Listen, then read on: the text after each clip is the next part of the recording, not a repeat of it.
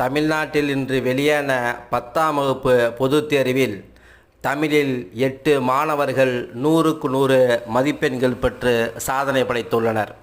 ஆங்கிலத்தில் 415 மாணவர்களும், கணிதத்தில் 20,691 மாணவர்களும், அறிவியலில் 5,104 மாணவர்களும், சமூக அறிவியலில் 4,428 மாணவர்களும் 100% மதிப்பெண்களை பெற்றிருக்கின்றனர்.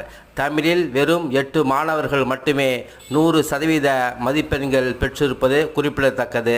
தமிழ்நாட்டில் தமிழ்மொழிதான் தலை சிறந்த மொழி, செம்மொழி கண்ட தமிழ்மொழி, உலகத்தில் தோன்றிய முதல் மொழி தமிழ்மொழி என்று மேடைதோறும் முழங்குகிற நம்முடைய நாட்டில் தமிழில் வெறும் 8 மாணவர்கள் மட்டுமே 100க்கு 100 மதிப்பெண்கள் பெற்றிருப்பது சாதனையாக இருந்தாலும் இன்னொரு பக்கம் மாபெரும் வேதனையாக இருக்கிறது. தமிழன்